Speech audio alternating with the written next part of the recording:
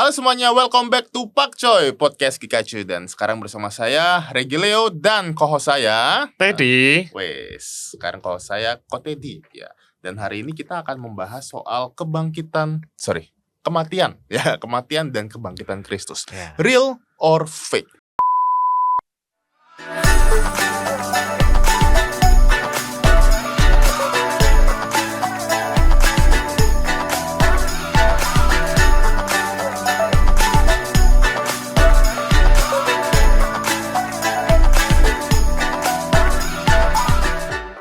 Bersama dengan narasumber kita hari ini, yaitu pendeta kita, Pendeta Daniel KG. Selamat datang Pedan. Gokil, aman banget. Aman banget. Ini tandanya aman banget, tema ini udah aku kuasai gitu ya, Kodan. Ya, Kodan, aku mau mulai dari sebuah komentar di sosial media yang aku baca ya ini ya. Jadi ada sebuah pertanyaan, pernyataan. Ini pernyataannya ini lebih pragmatis sih. Dia bilang gini, nggak penting Yesus tuh mati disalib atau tidak. Yang penting ambil ajaran baiknya dan buang ajarannya yang buruk gitu. Ini berarti implikasinya ada ajaran Tuhan yang buruk gitu. Oke lah, ini pragmatis banget ya. Tapi menurut Kodan gimana ya? Mungkin kita masuk ke pertanyaan pertama nih. Memang sepenting apa sih sebenarnya kematian dan kebangkitan Yesus di ini, Kodan, di dalam iman Kristen itu? Ya sangat penting ya. Itu kan dasar iman kita. Karena itu kan kita bisa memahami kenapa Paulus mengatakan kalau Yesus nggak pernah bangkit maka sia-sialah iman kita gitu loh. Sekarang ya secara common sense deh. Kamu mau percaya sama guru yang mati dan nggak bangkit? Apa bedanya dengan mengikuti orang-orang pintar gitu ya? Karena kan kita kan mengimani bahwa Yesus kan adalah Tuhan dan Juru Selamat. Dia adalah Allah sejati dan manusia sejati.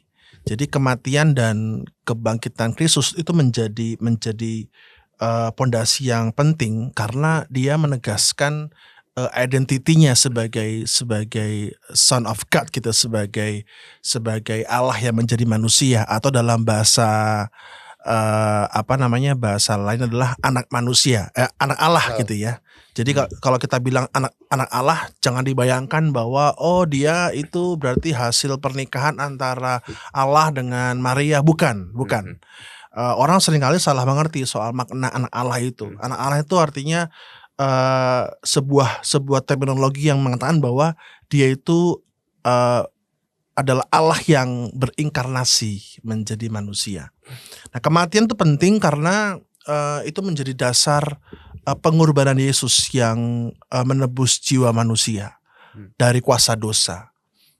Kalau kita mau melihat awalannya kan dosa itu kan sebuah kuasa gelap yang membuat manusia kan jatuh dalam kehidupan yang jahat ya. Kehidupan yang penuh dengan kejahatan. Mereka terdorong oleh nafsunya, mereka enggak lagi mengerti mana ini yang benar, mana yang enggak gitu ya. Buat mereka semua itu ya benar begitu, mencuri, membunuh, sebagainya.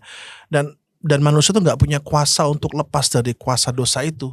Mereka semakin terseret dan jelas firman Tuhan mengatakan bahwa kuasa dosa adalah, upah dosa adalah maut.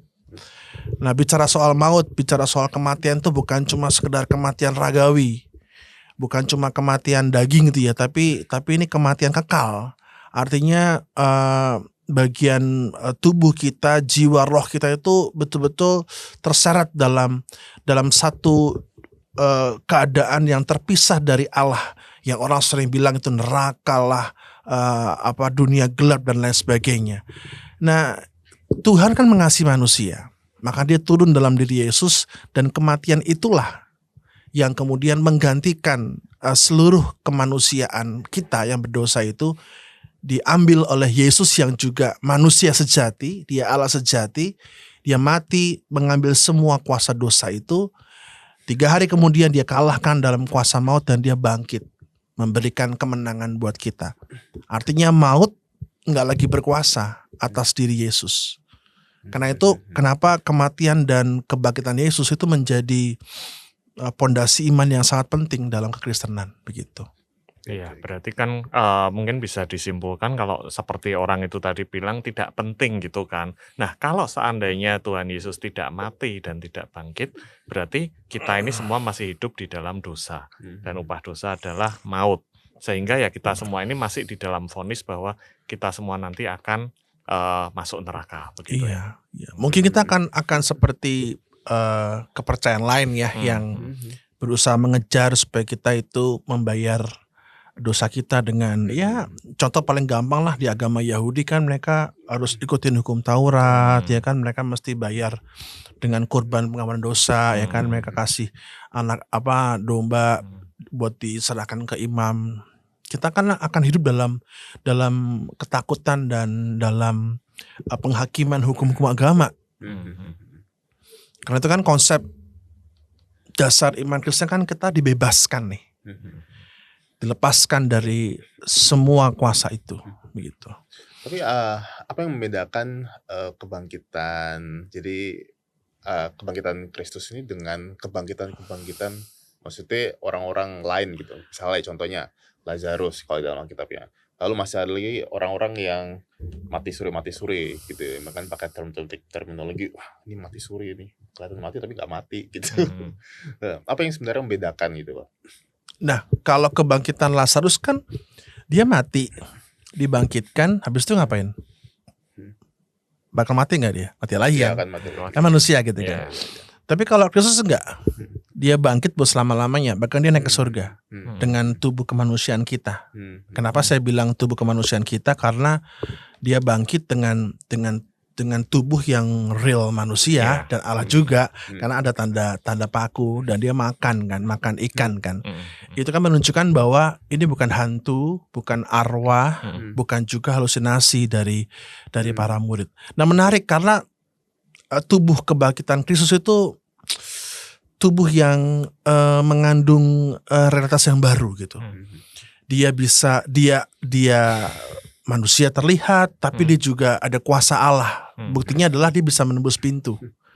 Dia hilang gitu aja. Jadi ada satu bentuk yang new gitu, yang baru gitu. Kita nggak bisa bilang dia hantu, nggak bisa, karena dia bisa makan, dia bisa bicara, dia terlihat. Tapi juga nggak bisa dibilang bahwa ini manusia yang mati suri karena dia menunjukkan kuasa keilahiannya gitu kan. Dia muncul di mana saja, dia menembus. Jadi ini sebuah bentuk tubuh yang baru begitu. Nah, karena itu saat bicara soal kebangkitan, ini bicara juga soal kehidupan berikutnya. Dari hidup kita manusia, bahkan seluruh ciptaan. Jadi kebangkitan ini bukan sekedar hidup lagi, bukan sekedar mati suri, tapi ini melampaui kematian. Dia melampaui kuasa kematian. Dia nggak lagi terikat dengan hukum-hukum biologis yang ada. Seperti misalkan orang kalau mati ya dagingnya akan hilang dan sebagainya. Dia nggak, dia melampaui semua itu. Tapi menariknya adalah tubuh kebangkitan Kristus masih punya kesinambungan nih dengan tubuh sebelumnya, tanda paku dan tanda salib itu, tanda paku dan tanda lambung itu. Jadi ini ada dimensi baru yang mau Kristus berikan, bahwa kebangkitanku bukan sekedar menunjukkan bahwa ada kuasa ilahi di situ, tapi ada keberlanjutan dalam kehidupan kita. Karena itulah kenapa orang Kristen mengatakan bahwa setiap orang yang percaya pada Kristus, maka dia akan memperoleh kehidupan yang kekal. Kehidupan yang berkelanjutan. Kematian raga kita itu bukan lagi sesuatu hal yang menakutkan buat kita, bukan akhir buat orang percaya gitu loh. Karena kita percaya bahwa setelah kematian raga ini akan ada kebangkitan bersama Kristus di akhir zaman. Gitu. Wah, Kotet ada pertanyaan? Ya mungkin ini ya, kan kita percaya bahwa Tuhan Yesus itu mati dan bangkit, itu tercatat di dalam Alkitab gitu kan ya. Tetapi mungkin orang-orang di luar sana itu mereka, itu kan tertulis di kitabmu, kita nggak percaya dengan kitabmu lah. Kira-kira ada nggak mungkin sumber-sumber lain yang juga bisa membuktikan itu gitu? Apalagi juga mungkin ada klaim lain yang berkata bahwa Yesus itu nggak mati, dia itu digantikan oleh orang lain gitu yang disalibkan seperti itu. Eh ada banyak sih sebenarnya. Hmm. Saya nggak terlalu hafal ya siapa-siapa Iya, iya. aja ya, tapi bisa dicarilah. Ya, ya. Ada begitu banyak proyek yang pernah terjadi untuk membuktikan bahwa Yesus itu nggak bangkit gitu. Salah satunya yang pernah heboh itu, aku lupa namanya siapa ya. Salah satunya itu adalah proyek yang dilakukan oleh ilmuwan untuk menemukan makam Yesus. Oh. Itu pernah heboh tuh, Aha. sempat heboh tuh. Jadi dia mengklaim bahwa dia menemukan ada kuburan Yahudi lama gitu ya, dan dia coba untuk prediksikan waktunya itu dengan batu nisan yang mengatakan bahwa ada nama Yesusnya. Lalu kan kalau orang Yahudi kan ada Yesus bin siapa gitu ya. Bin kan dalam bahasa Arab kan kayak anak siapa, dan ini dalam bahasa Latin sih. Dia menemukan Yesus dan Yusuf gitu. Jadi kayak oh ini kayak anaknya Yusuf nih gitu. Tapi klaim itu dipatahkan karena ya nama Yesus kan nama yang umum kala itu gitu loh. Orang itu bahasa Latin ya. Iya, kan semua kan pakai nama Yesus kan umum gitu loh. Iya. Itu juga dipatahkan begitu. Jadi banyak orang membuktikan bahwa Yesus itu nggak pernah bangkit. Tapi ternyata kalau Tuhan nggak pernah bangkit gitu ya, kalau itu hanyalah sandiwara. Gini ya, bangke kalau dikubur kan pasti akan ketahuan juga ya. Itu kan bahasa peribahasa ya. Ini udah ribuan tahun nih, ribuan tahun orang tuh berusaha untuk membuktikan bahwa dia nggak bangkit. Bahkan pasukan Roma pun juga membuktikan kan bahwa dia nggak bangkit. Orang punya ilmu, punya teori bahwa itu cuma Yesus yang cuma digantikan oleh apapun gitu. Tapi kan klaim itu nggak pernah kuat sampai sejauh ini. Selama beberapa abad tuh nggak pernah ini ya. Klaim itu nggak pernah kuat dan nggak pernah terbukti gitu loh. Nggak pernah terbukti gitu. Ya memang orang bisa bilang paling ada konspirasi Vatikan atau ya karena ada penguasa-penguasa yang beragama Kristen yang kemudian membungkam semua itu. Ya whatever lah ya, orang bisa ngomong apa aja ya. Kan kembali kepada apa yang kita percayai. Dan apa yang kita alami. Kita mungkin bukan saksi mata sih. Kita orang bilang apa kau pernah lihat? Ya nggak pernah lihat, orang jaraknya jauh sekali gitu. Kita mungkin nggak pernah melihat itu. Tapi aku teringat dengan kutipan dari pendeta Yewas ya, waktu dia khotbah soal Paskah, dia bilang kita mungkin bukan saksi mata kebangkitan, tapi kita saksi hidup kebangkitan. Dia bilang kita hidup yang berubah, kita hidup karena iman kita meskipun nggak melihat. Kayak Yesus kan bilang berbahagialah mereka yang nggak melihat namun percaya. Kita saksi hidupnya. Dan kita merasakan kuasa kebangkitan itu sampai sekarang dan selama-lamanya. Ya sebenarnya terkait hal itu saya juga udah sempat research juga sih, dan memang ada catatan-catatan sejaman yang itu ditulis oleh sejarawan gitu ya. Contohnya saya punya 2 catatan di sini. Ada catatan dari Josephus Flavius. Ya, itu sejarawan Yahudi. Itu sejarawan Yahudi. Dia itu bukan pengikut Yesus. Berarti bisa kita katakan catatan ini netral gitu ya. Dia di bukunya Antiquities of Jews, dia berkata, suatu kali Yesus seorang yang bijaksana jika sah menyebutnya manusia, karena dia seorang pelaku perbuatan yang luar biasa, seorang guru dari orang-orang yang menerima kebenaran dengan sukacita. Dia mengambil baginya baik dari orang Yahudi maupun bukan orang Yahudi, dia adalah Kristus. Dan ketika Pilatus berdasarkan saran dari orang-orang penting di antara kita telah menghukumnya dengan salib, orang-orang yang mencintai dia pada awalnya tidak meninggalkannya, karena dia telah menampakkan dirinya kepada mereka dengan hidup kembali pada hari ketiga, sebagaimana yang para nabi nubuatkan, dan 10.000 hal-hal luar biasa tentang dia, dan suku Kristen yang diambil dari namanya tidak punah sampai hari ini. Sekarang Festus sudah mati, dan Albinus sedang berada di jalan, sehingga dia mengumpulkan para hakim Sanhedrin dan membawa ke hadapan mereka saudara Yesus yang disebut Kristus, yang bernama Yakobus, dan berapa orang lainnya. Dan ketika dia membuat tuduhan kepada mereka sebagai pelanggar hukum, dia menyerahkan mereka untuk dilempari batu. Nah, dari catatan Josephus Flavius ini kan itu membuktikan bahwa memang ada manusia bernama Yesus pada saat itu dan dia dihukum salib gitu ya. Jadi let's say kita ngomong tentang sejarah, bahkan mungkin kita tidak membuka Alkitab, ada catatan sejarawan yang sejaman dengan itu. Kemudian ada satu lagi namanya Cornelius Tacitus, dia juga hidup sejaman ya. Dia sejarawan Romawi gitu. Dia bukan Yahudi, dia Romawi. Dia bukan pengikut Yesus juga gitu ya.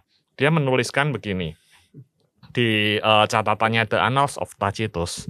Akibatnya untuk menyingkirkan laporan itu Nero menyalahkan dan menyebabkan penyiksaan yang paling hebat kepada suatu golongan yang dibenci. Karena mereka layak dibenci. Mereka disebut Kristen oleh masyarakat. Kristus dari nama itu berasal. Dia menderita hukuman yang ekstrim pada masa pemerintahan Tiberius di tangan salah seorang prokurator kita, Pontius Pilatus, dan suatu tahayul yang paling jahat yang diperiksa pada waktu itu muncul tak hanya di Yudea, sumber awal kejahatan itu, namun juga di Roma, di mana semua yang mengerikan dan memalukan dari segala penjuru dunia menemukan pusatnya dan menjadi populer. Oleh karena itu, penangkapan pertama kali dilakukan kepada semua yang mengaku bersalah. Kemudian berdasarkan informasi mereka sejumlah besar orang dihukum. Namun tidak sebanyak kejahatan pelemparan kota. Hal ini terjadi sebagai bentuk kebencian terhadap umat manusia. Gitu. Jadi di sini juga Tacitus menyaksikan bahwa memang ada orang-orang yang disebut Kristen, yaitu pengikut Kristus gitu ya. Jadi itu di situ dan juga dia kan dihukum gitu ya. Jadi memang itu sebagai bukti bahwa memang manusia bernama Yesus itu ada dan dia dihukum mati oleh pemerintah Romawi dengan hukuman salib gitu ya. Ya, mungkin itu ada jadi bantah dua ini ya, dua klaim. Itu dokumen-dokumen yang ada. Ya, sebenarnya ada dua klaim kan. Klaim pertama itu di dalam kritik Alkitab kan apa namanya Yesus itu sebenarnya nggak pernah ada. Toko itu yang dibuat-buat oleh gereja. Oke, tapi ternyata sejarah membuat ada orang namanya Yesus. Tapi sekaligus membantah bahwa harus ada saksi mata bahwa orang itu tuh benar-benar Yesus gitu kan. Ya. Yang disalib itu benar-benar Yesus tuh, bukan orang lain gitu kan. Nah muncul juga teori-teori nih. Nah sebenarnya teori yang membuktikan itu salah satunya yang pertama itu Yesus waktu dia disalib sebenarnya dia nggak mati gitu. Dia pingsan aja, gitu kayak. Ya itu juga pernah ada sih teori itu sih, Yesus pingsan gitu ya. Cuma lihat ya bagaimana luka yang dia alami gitu, secara medis dan secara historis tuh lemah sekali teori itu. Kan gimana bisa pingsan ya, dia dicambuk, dia kehilangan air, kehilangan darah gitu ya. Bahkan ketika dia ditombak pun juga air dan darah yang keluar kan. Ini kan kematian biologis gitu ya. Jadi kalau dibilang pingsan, gimana dia bisa bangkit dalam keadaan yang sehat? Apakah di gua itu ada tim dokter yang mengobati dia gitu? Terus bagaimana kubur bisa terguling? Kesaksian prajurit yang juga ditulis oleh gereja kan ada tuh dokumennya begitu ya. Rasanya kalau dibilang pingsan tuh terlalu ini sih, dangkal sih teorinya sih.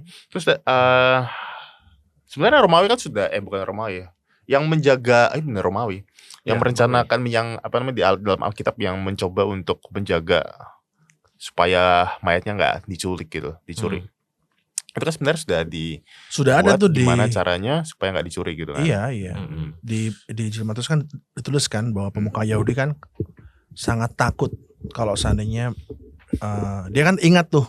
Jadi kalau kita lihat Matius 27 gitu ya, dikatakan bahwa si pemuka Yahudi itu ingat perkataan Yesus. Jadi ketika udah mati pun juga mereka masih worry nih. Mereka worry kalau dia ingat nih bahwa dia akan bangkit ke hari ketiga kan. Terus dia bilang sama Pilatus, boleh nggak dijagain? Karena kami ingat bahwa dia bilang sudah 3 hari aku akan bangkit.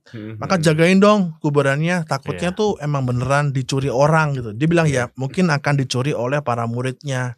Supaya rumor itu malah makin kuat. Begitu kan kata si pemuka Yahudi itu kepada Pilatus dan oke, jagain noh, tapi kan 28 28 dibilang bahwa ada kuasa yang mengguncangkan kubur itu kan, malaikat turun, digelindingkan batu kuburnya dan duduk di batu itu, seolah ingin bilang bahwa Tuhan tuh menguasai mengatasi kematian gitu loh. Gitu. Ini kalau dibaca sama orang Yahudi ya kala itu ya, kuat banget ini. Powerful banget ini. Gimana? Ya kan dibacakan, oh iya ya, orang Yahudi kan gak percaya Yesus. Iya. Aku pernah nanya langsung sama orang Yahudi, real pure orang Yahudi. Aku bilang, kenapa sih orang Yahudi kok susah percaya Yesus? Dia kasih aku jawaban yang sangat simple gitu. Dia bilang, ya coba aja sekarang nih, kamu udah punya, let's say kamu udah punya agama yang stabil. Kamu sehari-hari beragama dengan hukum-hukum yang sudah ada. Terus tahu-tahu ada orang muncul entah dari mana mengklaim bahwa dia Mesias, dia Yesus, atau paling gampang lah agama Kristen sekarang dah. Dia bilang ya. Terus kan janjikan bahwa dia akan datang kedua kali kan, ya kan? Datang nih dia nih. Bilang aja lah datang dari Yerusalem. Ada sosok mukanya mirip Yesus. Dia bilang, akulah Yesus yang datang kembali. Orang-orang percaya samanya, ngumpul. Kau percaya nggak? Aku bilang, ya mungkin dia bikin nggak. Ya sama, dia bilang gitu. Nggak mudah buat orang Yahudi kala itu. Tahu-tahu ada itu. Tapi kan ya proses beriman gitu ya. Dia bilang, kami susah percaya karena kami sudah stabil dengan segala macam hukum dan Mesias yang ditampilkan oleh Yesus kan berbeda sekali dengan yang mereka percayai. Ya mereka percaya kayak gimana? Sampai sekarang. Mereka percaya itu dia dia sosok yang superhero gitu loh, nggak mati disalib. Ya.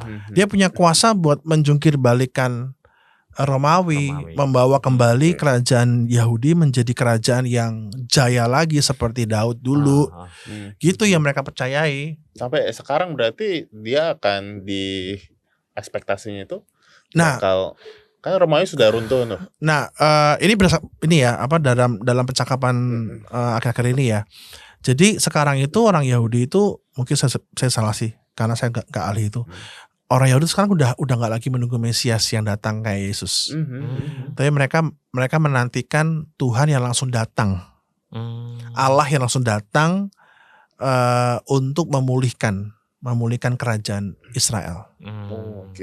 Jadi sekarang itu yang mereka nantikan bagi kalangan agama Yahudi ya. Kalau sudah datang, kalau negara Israel kan politik ya. Itu politik sih. Aku nggak tahu percaya presidennya PM-nya akan percaya sama ke Yahudi, kayaknya enggak deh. Mereka lebih ke politik sih. Tapi orang-orang Yahudi tuh percaya gitu bahwa nanti akan ada Tuhan yang akan datang langsung gitu. Nah karena itu waktu ke Israel itu ada kuburan tuh. Kuburan itu kuburan Yahudi ya. Dia itu dekat sama gerbang Yerusalem Timur kalau saya nggak salah ya. Itu kan di-close kan, dikasih batu sekarang, disegel kan. Nah percayanya adalah disitulah Tuhan akan datang. Ketika akhir zaman. Nah karena itulah kuburan dekat itu mahal dan penuh gitu. Karena orang Yahudi itu kalau seandainya Tuhan datang mereka duluan yang akan diambil gitu. Itu kayaknya dari marketingnya yang punya kuburan sih. Biar laris. Exact banget ya poinnya di situ ya yang tidak datangnya. Oke, sih. Terus lanjut kok. Selanjutnya Kotat.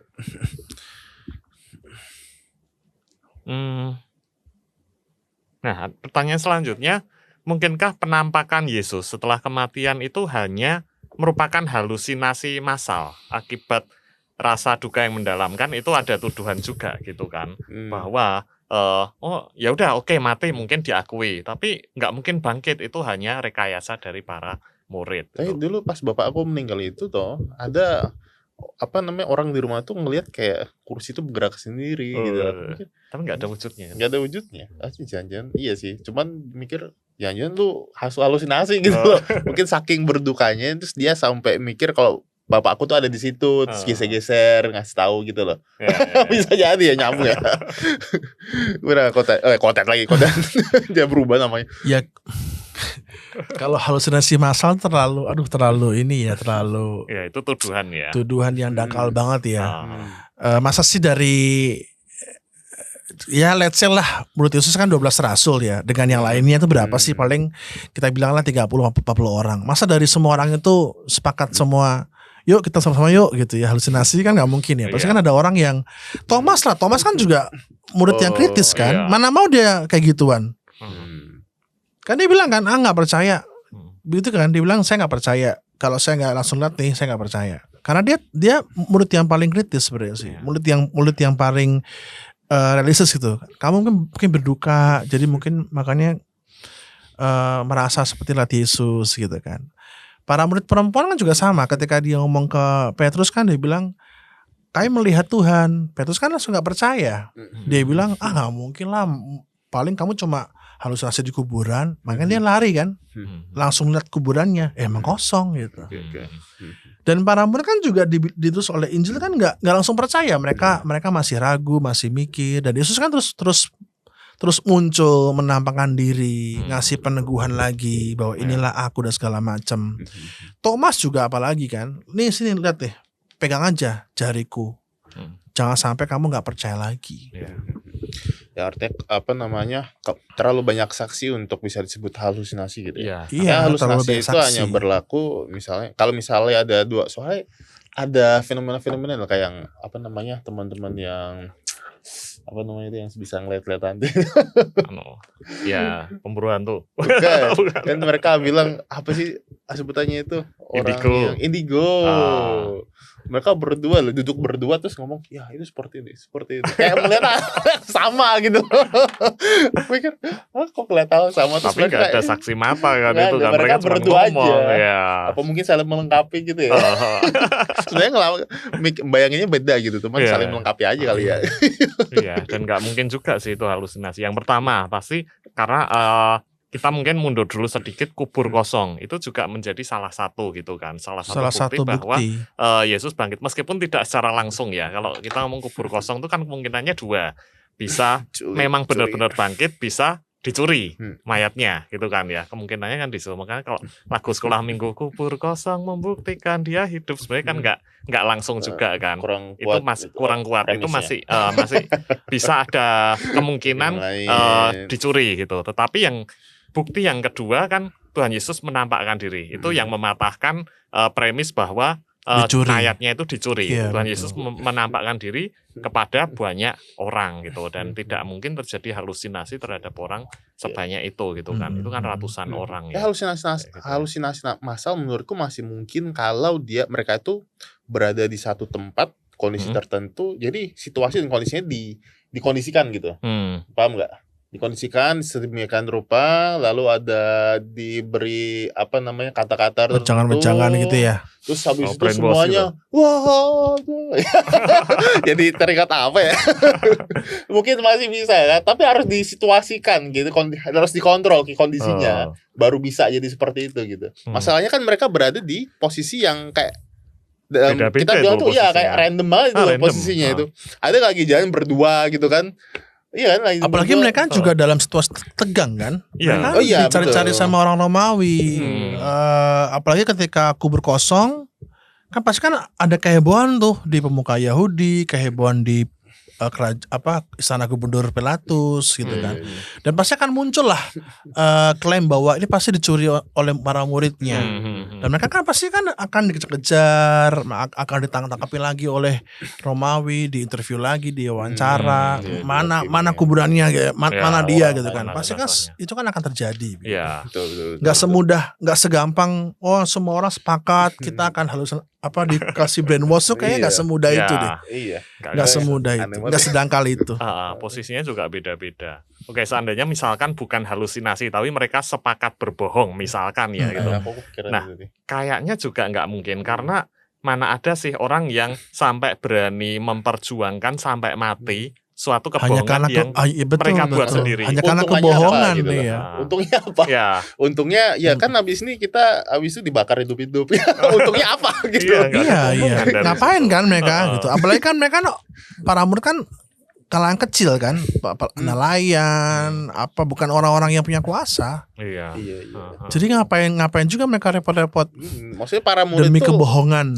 dari 12 rasul tuh yang sampai tua mati itu cuma Cuman Yohanes. Yohanes. Yang lain tuh mereka Matinya mati jadi martir Iya, semua loh. martir. Maksudnya Iya. mereka nggak untuk apa-apa, untuk mengarang sebuah cerita. Makanya kan salah satu tuduhannya itu ke Paulus kebanyakan. Wah, Nah, gara-gara Paulus nih ajaran rusak. Untungnya Paulus apa sih? dan Paulus hidup sejaman dengan para rasul kan. Iya. Kalaupun dia merekayasa ajaran, pasti langsung dikomplain dengan para rasul Iya, para yang rasul lain pasti kan. komplain betul sih. Nah, mungkin ada salah satu juga yang dipermasalahkan, yaitu saksinya itu adalah perempuan. Sedangkan perempuan pada masa itu juga hitungannya kalau bersaksi itu setengahnya laki-laki gitu. perlu diperhatikan bahwa perempuan adalah saksi pertama. Hmm. Jadi bukan hanya mereka di Iya, Amiwan, saksi pertama, betul. saksi pertama kan, tapi kan juga Injil juga menulis bahwa ada murid-murid yang lain yang langsung ngecek ke kuburan Yesus, seperti Petrus yang langsung lari dan melihat sendiri kuburan itu kosong gitu. Jadi bukan hanya perempuan sih. Memang saksi pertama perempuan. Iya. Ini menjadi kabar yang bagaimana Allah itu konsisten gitu ya dengan misinya ya, bahwa dia selalu memihak kepada kalangan-kalangan yang kecil, kalangan-kalangan yang direndahkan. Perempuan kan kelas 2, ya kan? Tapi dipercaya oleh Tuhan menjadi saksi pertama kebangkitan. Ini kan powerful sekali buat para perempuan itu. Sekalipun kadang-kadang kita pun suka lupa ya, kalau ngomong para murid langsung mikirnya laki-laki semua, padahal enggak. Rasulnya laki-laki semua, 12 rasul, tapi para murid itu banyak. Ada laki-laki dan juga ada perempuan yang bersama Yesus, gitu. Oke. Siap. Terus mungkin yang terakhir ya, kalau Yesus benar-benar bangkit, mati dan bangkit, jadi seperti tadi ya, sekaligus Bukan menjawab. kalau lagi itu, bukan jika. Bukan kalau lah. Oke lah. Loh enggak, jika Yesus benar-benar bangkit. Sebentar. Kalau itu sinonimnya jika ya. Ya. Apa signifikansinya terhadap kehidupan orang Kristen? Nah itu. Jadi kebangkitan ini tuh sesuatu hal yang terkait juga dengan apa yang akan ada di masa yang datang gitu ya. Jadi ketika kita bicara soal kebangkitan, maka tadi saya bilang ya bahwa ini menjadi harapan, menjadi gambaran tentang pembaruan ciptaan di masa yang akan datang. Bahwa kematian raga kita bukan lagi menjadi deadlock nih dalam kehidupan kita. Kita percaya akan ada dibangkitkan bersama dengan Kristus. Ini juga menunjukkan bahwa Allah itu belum selesai dengan dunia ini. Ini janji pemulihan keselamatan yang Tuhan nyatakan begitu. Lalu yang kedua adalah kebangkitan juga menjadi ruang di mana kita diajak untuk berpartisipasi nih dalam kehidupan Allah gitu. Kita kayak, nah itu dia nih, saya tuh sangat amazed dengan Yesus yang naik ke surga. Setelah dia bangkit naik ke surga. Kan orang kan kalau bangkit kan dia bisa aja kan pakai tubuh yang baru ya, yang sempurna gitu loh. Ngapain dia pakai tubuh yang lama gitu. Yesus bisa aja bangkit tanpa tanda lobang gitu di paku dan di tangan dan di lambung. Dia bisa aja kan dengan sempurna gitu. Ngapain? Tapi Tuhan tuh kayak sengaja gitu ya pakai tanda paku di tangan dan di lambung tombaknya. Bahkan dia naik ke surga dengan tubuh yang sama loh. Ini menunjukkan bahwa Tuhan tuh mengundang kita manusia yang berlobang ini, manusia yang gak sempurna ini untuk berpartisipasi dalam persekutuan hidup ilahi. Kita kayak dibawa naik ke surga sebagai sebuah janji bahwa engkau akan bersama dengan aku, orang-orang percaya itu. Dan inilah implikasinya bahwa kita akan terhisap dalam persekutuan dengan Allah, Kristus dan Roh Kudus itu. Dan itu membuat kita punya harapan di tengah-tengah kehidupan ini. Harapan ke depan ya, harapan di masa depan. Harapan saat kita sakit, bahkan mungkin menjelang kematian ya, beberapa saudara kita mungkin divonis oleh dokter oleh sakit yang sangat susah disembuhkan begitu. Tapi ada harapan. Dia tahu bahwa ketika dia mati ya akan bersama Kristus begitu. Dia tahu bahwa ketika sekarang kita punya pergumulan-pergumulan dalam kehidupan kita, ekonomi, pekerjaan dan lain sebagainya, kita tahu bahwa kita beriman kepada Allah yang bangkit, Allah yang hidup, Allah yang berjumpa dengan kita dalam keseharian. Maka itu menjadi implikasi penting sih. Kebangkitan Tuhan itu menjadi implikasi yang penting dalam kehidupan sehari-hari orang-orang Kristen. Oke, jadi itu efeknya itu nggak cuman di sejarah ya, tapi secara personal ke kehidupan orang Kristen sendiri. Iya. Karena itu fondasi iman kita gitu ya. Dan bahkan mungkin dari murid yang di awal-awal itu aja, karena Kristus mati dan bangkit, mereka juga mau mati gitu ya demi Kristus gitu, membela iman mereka. Sampai mati. Ya, bagi mereka ya kalau mati ya sama Kristus gitu. Mereka nggak bisa dengan Kristus kalau mati. Oke, siap. Oke, kalau gitu terima kasih Koden sudah menjadi narasumber kita pada hari ini. Terima kasih Koden juga sudah menemani kita. Terima kasih juga Leo. Tumben ada yang terima kasih ke saya. Oh, ya. Bisa saya aja yang terima kasih di podcast. Dan juga terima kasih untuk para penonton yang sudah menonton podcast kita sampai selesai. Dan juga jangan lupa cek Coy John Digital Ministry. Masih ada juga podcast-podcast yang lainnya. Jangan lupa subscribe juga dan like video ini juga supaya video ini juga bisa muncul di teman-teman akun-akun teman-teman yang lainnya. Kalau begitu dan jangan lupa untuk share. Share kemana-mana kalau seandainya podcastnya jadi berkat buat Anda. Oke, siap. Oke, kalau gitu saya Reki Leo dan Ko Teddy nyebut 2 kali ya. Undur diri, sampai jumpa di podcast yang selanjutnya. Bye-bye. Bye-bye.